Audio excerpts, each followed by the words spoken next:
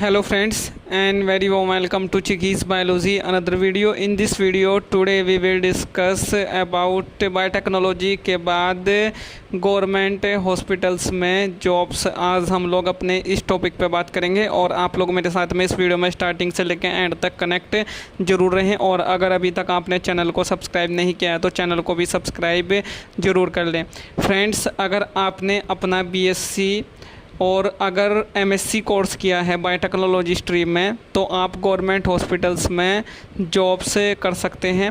और government hospitals में like जैसे कि PGIMER में या फिर आप जो है एम्स में या अदर किसी स्टेट और सेंट्रल लेवल के गवर्नमेंट हॉस्पिटल में जा सकते हैं। और यहाँ पे जो लैब्स होती हैं जो अंडर आती हैं डिपार्टमेंट ऑफ माइक्रोबायोलॉजी, तो आप इन लैब्स में जाके एज आ टेक्निकल असिस्टेंट या एज आ वहाँ पे टेक्नीशियन काम कर सकते हैं। और यहाँ पे ज़्यादा से ज़्यादा जो आपकी सैलरी होती है वो 36,000 होती है। और इन स्टार्टिंग आपको 15 से 20,000 रुपये की यहाँ पे सैलरी मिलती है।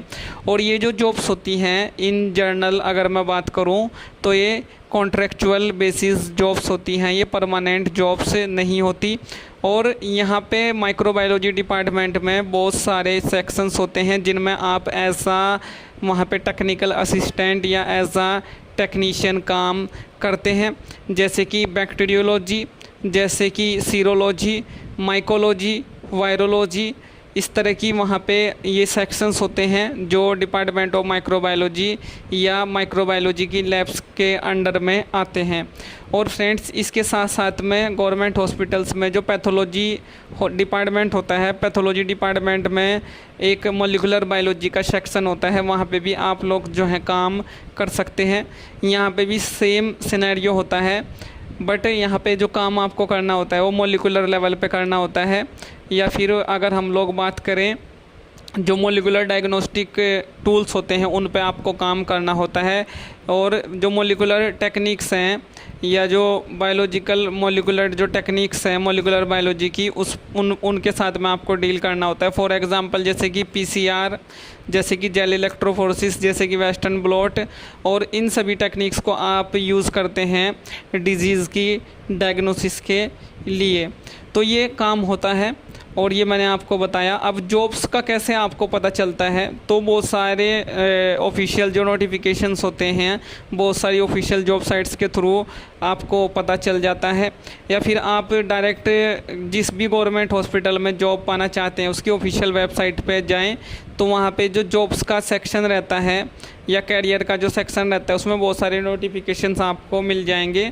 और ये नोटिफिकेशंस जो होते हैं ये इंटरव्यू बेस्ड भी होते हैं, कई बार एंट्रेंस एग्ज़ाम बेस्ड भी वहाँ पे रहते हैं। तो कई बार आपका सिलेक्शन रिटन टेस्ट और इंटरव्यू के बाद होता है, और कई बार डायरेक्ट इंटरव्यू के बाद भी आपको वहाँ पे सिलेक्शन मिल जाता है। और अगर आपको इन जॉब्स के अलावा और कैरियर ऑप्शंस आपके पास में हैं तो मैं आपको रिकमेंड करूंगा कि उन सभी जॉब्स में आप जाएं, इस जॉब में मत आएँ, क्योंकि इसमें ना तो आगे कोई पोस्ट में आपका प्रमोशन होगा और न ही जो है आपकी सैलरी में 36 या 35,000 के बाद कोई इंक्रीमेंट होगा। ये इसकी हाईएस्ट सैलरी है, तो ये इसका एक यहाँ पे ड्रॉबैक है। So thank you friends, thank you for watching and do subscribe the channel for upcoming videos and latest updates. Thank you friends.